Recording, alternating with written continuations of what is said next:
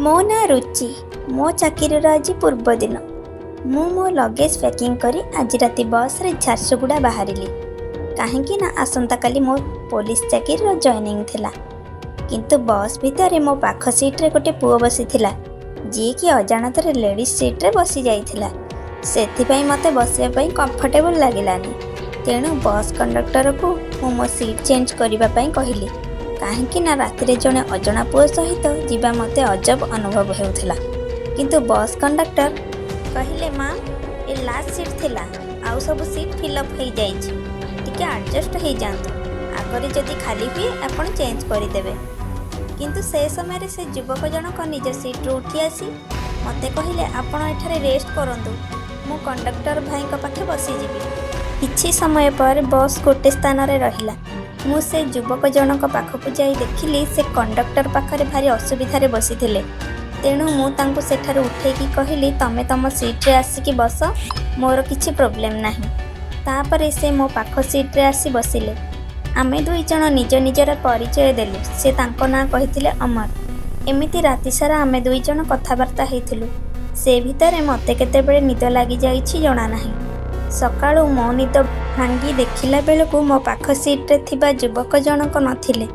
କିନ୍ତୁ ମୋ ସିଟ୍ରେ ଗୋଟେ ଚିଟ୍ ପଡ଼ିଥିଲା, ଯେଉଁଥିରେ ଲେଖାଥିଲା କ୍ୟୁଟ୍ ଗାର୍ଲ। ମୁଁ ଜାଣିଲି ଯେ ଏ ଚିଟ୍ ଅମର ହିଁ ପକେଇଛନ୍ତି। ମୋତେ ଅଜିବ୍ ଫିଲ୍ ହେଉଥିଲା। ସେଥିପାଇଁ ମୁଁ କଣ୍ଡକ୍ଟରଠୁ ଅମରଙ୍କ ଫୋନ୍ ନମ୍ବର ମାଗିକି ଆଣିଥିଲି। ଦିନେ ଅମର ଆମ ପୋଲିସ ଷ୍ଟେସନକୁ ଆସିଥିଲେ। ସେଠାରେ ମୋର ଅମରଙ୍କ ସହ ଦେଖା ହେଲା। ମୁଁ ଅମରକୁ ପଚାରିଲି, "ତମର ଏଠାରେ କ'ଣ କାମ ଅଛି?" ଅମର କହିଲେ, "ମୁଁ ଜଣେ ଲେଖକ, ତେଣୁ ମୋର ଷ୍ଟୋରି ଦରକାର ଥିଲା। ପୋଲିସବାଲାଙ୍କଠୁ ମୁଁ ସେ ବିଷୟରେ ଟିକେ ବୁଝିବା ପାଇଁ ଆସିଥିଲି।" ଏ ବାହାନାରେ ଅମର ଆଉ ମୋ ଭିତରେ ବନ୍ଧୁତା ନିବିଡ଼ ହୋଇଯାଇଥିଲା। ବନ୍ଧୁତା ବି ଧୀରେ ଧୀରେ ପ୍ରେମରେ ବଦଳିଗଲା। ଏବେ ଆସିଲା କାହାଣୀର ମୁଖ୍ୟ ଉଦ୍ଦେଶ୍ୟ। ଦିନେ ପୋଲିସ ଷ୍ଟେସନକୁ ଗୋଟେ ମିସିଂ କେସ୍ ଆସିଲା, ଯାହାକି ଆଉ କାହାର ନଥିଲା। ସେଇଟା ମୋ ବେଷ୍ଟ ଫ୍ରେଣ୍ଡ ମଧୁର ଥିଲା। କାହିଁକି ନା ମଧୁର ବାହାଘର ପରଠୁ ଆମେ ଦୁଇ ଜଣ ସମ୍ପୂର୍ଣ୍ଣ ଅଲଗା ହେଇଯାଇଥିଲୁ। ସେ ମୋତେ କଣ୍ଟାକ୍ଟ କରୁନଥିଲା କି ମୁଁ କଣ୍ଟାକ୍ଟ କରିବାକୁ ଚାହିଁଲେ ବି ତା ନମ୍ବର ଲାଗୁନଥିଲା। ଏହି କେସ୍ର ଯାଞ୍ଚ କରିବା ପାଇଁ ମୋତେ ହିଁ ଦାୟିତ୍ୱ ଦିଆଯାଇଥିଲା। ମୁଁ ଏହି କେସ୍ର ଇନଭେଷ୍ଟିଗେସନ୍ ପାଇଁ ପ୍ରଥମେ ମଧୁର ସ୍ୱାମୀ କିଶୋରଙ୍କ ପାଖକୁ ଗଲି। କିଶୋରଙ୍କୁ ପଚରାପଚରି କରିବାରୁ ସେ କହିଲେ, "ମଧୁ ଆଉ ମୁଁ ବହୁତ ଭଲ। ଆମ ଭିତରେ ସେମିତି କିଛି ଖରାପ ବୁଝାମଣା ନଥିଲା।" ମୁଁ ପଚାରିଲି, "କିଶୋର, ତମର ଆଉ କାହା ସହ କିଛି ପ୍ରେମ ସମ୍ପର୍କ ଚାଲିନଥିଲା ତ?"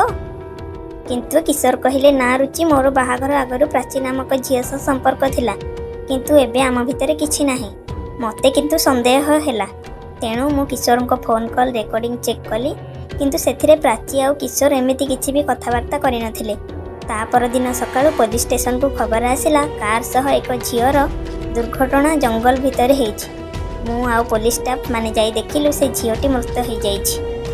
ଦୁର୍ଘଟଣାରେ ଝିଅଟିର ମୁହଁ ଚିହ୍ନି ହେଉନଥିଲା। ମୋତେ ସନ୍ଦେହ ହେଉଥିଲା ଏ ଡେଡ୍ ବଡି ଆଉ ମଧୁର ନୁହେଁ ତ। ସେ ମୃତ ଶରୀରକୁ ଫରେନ୍ସିକ୍ ରିପୋର୍ଟ ପାଇଁ ପଠେଇଦେଲୁ। ସତକୁ ସତ ସେ ରିପୋର୍ଟରେ ମୃତଦେହଟି ମଧୁର ହିଁ ଥିଲା ବୋଲି ପ୍ରମାଣ ଆସିଲା। ମୁଁ କ'ଣ କରିବି ଭାବି ପାରୁନଥିଲି। କାନ୍ଦି କାନ୍ଦି ମୁଁ ସମ୍ପୂର୍ଣ୍ଣ ଭାବେ ଭାଙ୍ଗି ପଡ଼ିଥିଲି। କେସ୍ଟି ମିସିଂ କେସ୍ରୁ ମୃତ କେସ୍ରେ ପରିଣତ ହେଇଗଲା। ସେଥିପାଇଁ ମୁଁ ମୋର ପ୍ରଥମ ପ୍ରମାଣ କାର୍କୁ ବି ଫରେନ୍ସିକ୍ ରିପୋର୍ଟ ପାଇଁ ପଠେଇଦେଲି।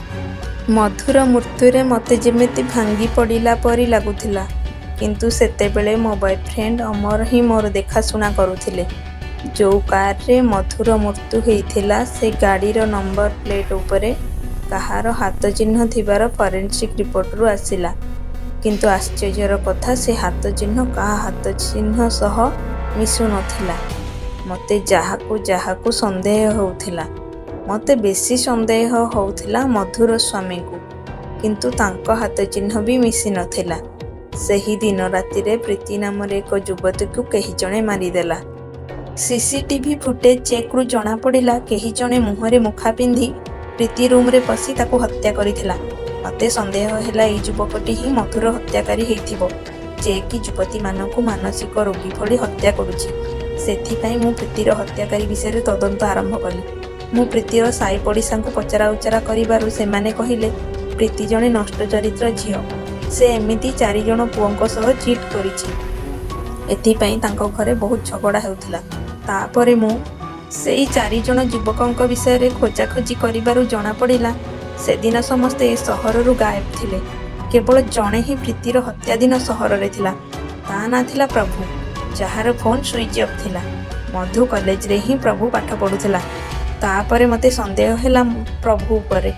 ଯେତେବେଳେ ମୁଁ ପ୍ରଭୁ ବିଷୟରେ ବହୁତ କିଛି ଜାଣିବାକୁ ଚେଷ୍ଟା କଲି ତ ମୋତେ ମଧୁର ଜଣେ ସାଙ୍ଗ କହିଲେ ମଧୁ ଆଉ ପ୍ରଭୁ ଭିତରେ କଲେଜରେ ଥରେ ଝଗଡ଼ା ହେଇଥିଲା। କିନ୍ତୁ କ'ଣ ପାଇଁ ହେଇଥିଲା ସେ ମୋତେ କହିପାରିଲେନି। ଏତେ ଚିନ୍ତା ଭିତରେ କିନ୍ତୁ ଅମର ମୋତେ କେବେ ଏକା କରୁନଥିଲେ। ସେ ମୋ ପାଇଁ ତା ପରଦିନ ସରପ୍ରାଇଜ୍ ଗିଫ୍ଟ ରଖିଥିଲେ, ଯାହାକି ଥିଲା ଗୋଟେ ମୋବାଇଲ ଫୋନ୍। ଅମର କହିଲେ ତମେ କଷ୍ଟରେ ରହିଲେ ମୋତେ ଭଲ ଲାଗୁନି, ମୋ ତରଫରୁ ଗୋଟେ ଛୋଟ ଆଇଫୋନ୍। କିନ୍ତୁ ସେ ଗିଫ୍ଟ ମୋତେ ମଧୁ କଥା ମନେ ପକେଇ ଦେଲା ତ ମୁଁ କାନ୍ଦିବାକୁ ଲାଗିଲି। ଅମର କହିଲେ ରୁଚି କାନ୍ଦୁଛ କ'ଣ ପାଇଁ? ମୁଁ ଅମରଙ୍କୁ କହିଲି ମଧୁ ମୋତେ ଗୋଟେ ଏମିତି ଫୋନ୍ ଗିଫ୍ଟ କରିଥିଲା। ସେ ଫୋନ୍ ଏବେ ବି ମୁଁ ବ୍ୟବହାର କରୁଛି, ଯେଉଁଥିରେ ଆମେ 2 ଜଣ ଯାକ ଫିଙ୍ଗର ପ୍ରିଣ୍ଟ ଦେଇଥିଲୁ। କହି ମୁଁ ଭୋ ଭୋ ହେଇ କାନ୍ଦିଲି। କିନ୍ତୁ ଅମର ଥିଲେ ଯେମିତି ବି ହେଉ ମୋତେ ରୋମାଣ୍ଟିକ୍ କରେଇ ଦେଇ ମୋ କାନ୍ଦ ବନ୍ଦ କରିଦେଉଥିଲେ। ମୁଁ ସେଥିପାଇଁ ମଧୁକୁ ଯେତିକି ଭଲ ପାଉଥିଲି ତାଠୁ ଅଧିକ ଅମରଙ୍କ ପାଇଁ ମୋ ଭଲ ପାଇବା ଥିଲା। ସେଦିନ ରାତିରେ ମୋର ସହକର୍ମୀ ମୋତେ କହିଲେ ମ୍ୟାଡ଼ାମ୍ ଆପଣ ଦୋଷୀଙ୍କୁ ଛାଡ଼ି ଫାଲତୁରେ ପ୍ରଭୁ ପଛରେ ପଡ଼ିଯାଇନାହାନ୍ତି ତ, ଯାହାକି ଆମ ପାଇଁ ମୂର୍ଖାମି ହେବ। ସେଥିପାଇଁ ମୁଁ ମଧୁର ସ୍ୱାମୀ କିଶୋର ରୁମ୍କୁ ପୁଣି ଗଲି, କାହିଁକି ନା ତାଙ୍କ କାର୍ଯ୍ୟକଳାପ ବି ମୋତେ ଠିକ୍ ଲାଗୁନଥିଲା। କିନ୍ତୁ ମୁଁ କିଛି ବି ଠୋସ୍ ପ୍ରମାଣ ପାଇପାରିନଥିଲି। ମୁଁ ଯେତେବେଳେ କିଶୋର ଘରୁ ବାହାରକୁ ଆସିଲି ତ ବାହାରେ ଜଣେ ହ୍ୟାଣ୍ଡିକ୍ୟାପ୍ଡ ଯୁବକଙ୍କୁ ଦେଖିଲି, ଯାହାକୁ ମୁଁ ପ୍ରୀତି ହତ୍ୟା ସମୟରେ ଘର ବାହାରେ ଠିଆ ହୋଇଥିବାର ସିସିଟିଭି ଫୁଟେଜରେ ଆସିଥିବାର ଦେଖିଥିଲି। ତ ମୋର ସନ୍ଦେହ ଏ ଯୁବକ ଉପରେ ବଢ଼ିଗଲା। କିନ୍ତୁ ମୋତେ ଦେଖି ସେ ଯୁବକ ଜଣକ ଦୌଡ଼ିବାକୁ ଲାଗିଲା, ଯିଏକି ଛୋଟା ନଥିଲା, ଛୋଟା ହେବାର ଆକ୍ଟିଂ କରୁଥିଲା। ବଡ଼ କୌଶଳରେ ମୁଁ ସେ ଯୁବକକୁ ଧରିଦେଲି। କିନ୍ତୁ ମୁଁ ଯାହାକୁ ଦେଖିଲି ଆଶ୍ଚର୍ଯ୍ୟ ହେଇଗଲି। ଛୋଟା ଭଳି ଅଭିନୟ କରୁଥିବା ଯୁବକଟି ଆଉ କେହି, ସେ ଥିଲା ପ୍ରଭୁ। ପ୍ରଭୁକୁ ବାରମ୍ବାର ପଚରା ଉଚରା କଲା ପରେ ପ୍ରଭୁ କହିଲା ହଁ ମ୍ୟାଡ଼ାମ୍, ମୁଁ ପ୍ରୀତିକୁ ଭଲ ପାଉଥିଲି। କିନ୍ତୁ ଯେତେବେଳେ ମୁଁ ଜାଣିବାକୁ ପାଇଲି ପ୍ରୀତି ଏମିତି ଅନେକ ପୁଅଙ୍କ ସହ ଖରାପ କରିଛି ତ ମୁଁ ପ୍ରୀତିଠୁ ଦୂରେଇ ଯାଇଥିଲି। ତାପରେ ମୋର ମଧୁ ସହ ଦେଖା ହୋଇଥିଲା। ମଧୁ ଆଉ ମୁଁ ଭଲ ସାଙ୍ଗ ଥିଲୁ। ଦିନେ ମଧୁକୁ ପ୍ରପୋଜ କଲି ତ ମଧୁ ମନା କରିଦେଲେ, କହିଲେ ସେ ମୋତେ ସାଙ୍ଗ ଭଳି ଦେଖନ୍ତି। ମଧୁ କଥାରେ ରାଗିଯାଇ ମୁଁ ତାଙ୍କ ସହ ଜବରଦସ୍ତି କିଡନାପ୍ କରିବାକୁ ଚାହିଁଥିଲି, କିନ୍ତୁ ମୋଠୁ ମଧୁ ଖସି ଯାଇଥିଲେ। ମୋ ନାଁରେ ପୋଲିସ କମ୍ପ୍ଲେନ୍ ବି ହେଇଥିଲା। ମୋତେ କଲେଜରୁ ବାହାର କରିଦେଇଥିଲେ। ତାର କିଛି ବର୍ଷ ପରେ ମୋର ଚାକିରି ହେଇଯାଇଥିଲା। ମୁଁ ମଧୁକୁ ଆସ୍ତେ ଆସ୍ତେ ଭୁଲିବାକୁ ଗଲାବେଳେ ଚାକିରି କରୁଥିବା ସହରରେ ମଧୁକୁ ମୁଁ ପୁଣି ତା ସ୍ୱାମୀଙ୍କ ସହ ଦେଖି ମୋ ମନରେ ରାଗ ଆସିଲା। ତେଣୁ ମଧୁକୁ ମାରିବା ପାଇଁ ଆଉ ଗୋଟେ ଦିନ ରାତିରେ ମୁଁ ମଧୁ ରୁମ୍କୁ ଯାଇଥିଲି। କିନ୍ତୁ ମୁଁ ମଧୁ ଆଉ କିଶୋର ବାବୁଙ୍କ ଘରେ ଆଉ ଜଣେ ଯୁବକକୁ ଦେଖିଲି, ଯିଏକି ମୋତେ ସେଠାରୁ ବାଡ଼େଇକି ବାହାର କରିଦେଇଥିଲା। ମୋତେ ଲାଗିଲା ସେ ମଧୁର ଲୁଚାଛପା ପ୍ରେମିକ ହେଇଥିବ। ସେ ଝଗଡ଼ା ଭିତରେ ମୁଁ କାରରେ ଆସି ପଡ଼ିଯାଇଥିଲି। ପ୍ରଭୁ କଥା ଶୁଣି ମୋ ସନ୍ଦେହ ଦିନକୁ ଦିନ ବଢ଼ୁଥିଲା। ତେଣୁ ସେଇ କାରରେ ଥିବା ଆଙ୍ଗୁଠି ଚିହ୍ନକୁ ପ୍ରଭୁ ହାତ ଚିହ୍ନ ସହ ମିଶାଇଥିଲି ତ ତାହା ମ୍ୟାଚ୍ କରିଗଲା। ମୋତେ ଆଶ୍ଚର୍ଯ୍ୟ ଲାଗିଲା ଯଦି ମଧୁକୁ ପ୍ରଭୁ ମାରିନି, କାହିଁକି ନା ପ୍ରଭୁ ମଧୁର ମୃତ୍ୟୁ ବିଷୟରେ ଜାଣିନଥିଲା। ତାହେଲେ ଆଉ କିଏ ମାରିଲା? ମୋତେ ଯେମିତି ଲାଗୁଥିଲା ମୁଁ ମଧୁର ହତ୍ୟାକାରୀକୁ ଧରିପାରିବିନି। ମୋତେ ରାତିସାରା ନିଦ ହେଉନଥିଲା। ମୋ ସନ୍ଦେହ ବଢ଼ିବାରେ ଲାଗିଥିଲା। ତେଣୁ ମୁଁ ପୁଣି ମଧୁର ବଡ଼ିକୁ ଆଉ ଜଣେ ଡକ୍ଟରଙ୍କୁ ଫରେନ୍ସିକ୍ ରିପୋର୍ଟ ପାଇଁ ପଠାଇ ଦେଇଥିଲି। ପ୍ରଭୁ କାହାକୁ ମଧୁ ରୁମ୍ରେ ଦେଖିଥିଲା ସେ ଲୋକର ସ୍କେଚ୍ ବନେଇବାକୁ ଚିତ୍ରକରଙ୍କୁ କହିଥିଲି। ଯେଉଁ ଛବିଟି ହେଲା ପ୍ରଭୁ ଦେଖିଥିବା ଲୋକ ଆଉ ଚିତ୍ରରେ ଥିବା ଲୋକ ଅଲଗା ଥିଲା ବୋଲି ପ୍ରଭୁ କହିଲା। କିନ୍ତୁ ସେ କହିଲା ମ୍ୟାଡ଼ାମ୍ ମୁଁ ସେ ଲୋକକୁ ଦେଖିଲେ ଜାଣିଦେବି। ଫରେନ୍ସିକ୍ ରିପୋର୍ଟ ପାଇଁ ଦେଇଥିବା ଡକ୍ଟର ମୋତେ କଲ୍ କରି କହିଲେ ମ୍ୟାମ୍ ଏ ଡେଡ୍ ବଡ଼ି ମଧୁର ନୁହେଁ ଆଉ କାହାର। ମୋତେ ମଧୁ ବଞ୍ଚିଛି ଭାବି ଖୁସି ଯେ ଲାଗୁନଥିଲା, ଆଶ୍ଚର୍ଯ୍ୟ ସେତିକି ଲାଗୁଥିଲା। ଯାହା ପାଇଁ ଏତେ ସବୁ ତଦନ୍ତ ତାହେଲେ ସେ କେଉଁଠି ଅଛି? କିନ୍ତୁ ମଧୁର ନମ୍ବର ଏବେ ବି ଲାଗୁନଥିଲା। ମୋତେ ଆଶ୍ଚର୍ଯ୍ୟ ଲାଗୁଥିଲା ଯେମିତି ଏ କେସ୍ରେ କିଛି ରହସ୍ୟ ଅଛି। ସେଥିପାଇଁ ମୁଁ ପୂର୍ବ ଡାକ୍ତରଙ୍କୁ ପଚାରିଲି ତମେ କ'ଣ ପାଇଁ ମିଛ ରିପୋର୍ଟ ଦେଇଥିଲ? ଡାକ୍ତର କହିଲେ ମୁଁ ଆପଣଙ୍କ ଏସ୍ଆଇ ଅନୁରାଗ ସାର୍ଙ୍କ କହିବା ଅନୁସାରେ ହିଁ ମିଛ ରିପୋର୍ଟ ବନେଇଥିଲି। କିନ୍ତୁ ଏସ୍ଆଇ ଅନୁରାଗ କହିଲେ ମ୍ୟାଡ଼ାମ୍ ଏସବୁ ମଧୁର ସ୍ୱାମୀ କିଶୋରଙ୍କ କଥା ଅନୁସାରେ ହିଁ କରାଯାଇଛି। ତାପରେ ମୋ ଟିମ୍ କିଶୋରଙ୍କୁ ଆରେଷ୍ଟ କରିବା ପାଇଁ କିଶୋରଙ୍କ ଘରକୁ ଗଲା। କିନ୍ତୁ କିଶୋର ସେଠାରେ ମୋତେ ଏମିତି କିଛି କହିଲେ ମୁଁ ଶୁଣି ଅବାକ୍ ହେଇଗଲି। କିଶୋର କହିଲେ ମଧୁ ବାହାଘରର 6 ମାସରେ ବି ମୋ ସହ ଶାରୀରିକ ସମ୍ପର୍କ ରଖିନଥିଲେ କାରଣ ସେ ମଡେଲ ହେବାକୁ ଚାହୁଁଥିଲେ। କିନ୍ତୁ ଦିନେ ମଧୁ ନିଜର ହାତ କାଟି ଦେଇଥିଲେ। କିଶୋର ପଚାରିବାରୁ ସେ କହିଲେ ମୁଁ ଅଙ୍କିତ ନାମରେ ପୁଅକୁ ଭଲ ପାଉଥିଲି, କିନ୍ତୁ ଘର ଲୋକଙ୍କ ବାଧ୍ୟରେ ସେ କିଶୋରକୁ ବାହା ହେଇଥିଲେ। କିନ୍ତୁ ସେ ମଧୁଙ୍କ ସହ କିଛି ଜବରଦସ୍ତି କରିବାକୁ ଇଚ୍ଛା କରୁନଥିଲେ। ତେଣୁ ସେ ଏକ ଡେଡ୍ ବଡି କାରରେ ରଖି ମଧୁ ମିସ୍ ହେଇଛନ୍ତି ବୋଲି କମ୍ପ୍ଲେନ୍ କରିଥିଲେ ଆଉ ମଧୁଙ୍କୁ ଅଙ୍କିତଙ୍କ ସହ ପଠେଇ ଦେଇଥିଲେ, ଯେମିତି କେହି ଜାଣିବେନି ମଧୁ ବିବାହ ପରେ ଏମିତି ଆଉ ଜଣେ ପୁଅ ସହ ଫେରାର ହେଇଯାଇଛନ୍ତି। ମୋତେ କିଶୋରଙ୍କ ଉପରେ ବିଶ୍ୱାସ ଆଉ ଗର୍ବ ଆସୁଥିଲା। ମୋତେ କିଶୋର ମଧୁ ପଠେଇଥିବା ଭିଡ଼ିଓ ମେସେଜ ଦେଖେଇଲେ, ଯେଉଁଥିରେ ମଧୁ ଆଉ ଅଙ୍କିତ ପାଖାପାଖି ଥିଲେ। କିନ୍ତୁ ମଧୁ ଏଥିରେ ଖୁସି ନଥିଲା ପରି ଜଣାପଡ଼ୁଥିଲା। ତେଣୁ ମୋତେ ମଧୁ ବଞ୍ଚିଥିବାର କୌଣସି ପ୍ରମାଣ ମିଳୁନଥିଲା।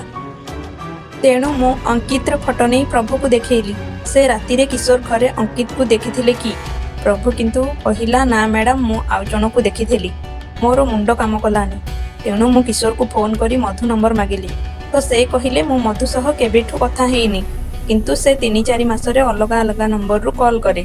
ସେ କଲ୍ କଲେ ମୁଁ ତମକୁ ତା ସହ କଥା କରେଇବି। ଏକଥା କିଶୋର କହିଲେ। ଏମିତି 6 ମାସ ହେଇଗଲା ମଧୁର କଲ୍ କି ମେସେଜ ଆସିଲାନି। କିନ୍ତୁ ଦିନେ ଏକ ଅଜଣା ନମ୍ବରରୁ ମୋ ପାଖକୁ ମେସେଜ ଆସିଲା। ସେ ମେସେଜ ଥିଲା ମଧୁର। ସେ ମୋତେ ଏକ ଆଡ୍ରେସ ଦେଇଥିଲା ତାକୁ ଦେଖା କରିବା ପାଇଁ। ମୁଁ ଯେତେବେଳେ ମଧୁ ପାଖକୁ ଯାଉଥିଲି ରାସ୍ତାରେ ଅମରଙ୍କ ସହ ଦେଖା ହେଲା। ଅମର ବି ମୋ ସହ ଯିବା ପାଇଁ ଜିଦ୍ଦି କଲେ। ମୁଁ ମଧୁ ଦେଇଥିବା ଲୋକେସନରେ ପହଞ୍ଚିକି ମଧୁକୁ ଖୋଜିଲି, କିନ୍ତୁ ପାଇନଥିଲି। କିନ୍ତୁ ସେ ବଗିଚା ଭିତରେ ମୁଁ କିଶୋର, ପ୍ରାଚୀ ଆଉ ଏସ୍ଆଇ ଅନୁରାଗକୁ ଦେଖି ଡରି ଯାଇଥିଲି। ମୋତେ ଲାଗିଲା ମଧୁକୁ ଏମାନେ ମିଶି ମାରି ଦେଇନାହାନ୍ତି ତ? ମୋତେ ବି ସେମିତି ମାରିଦେବେନି ତ? ପୋଲିସ ହେଲେ ବି ମୋତେ କିଛି ସମୟ ପାଇଁ ଡର ଲାଗିଲା।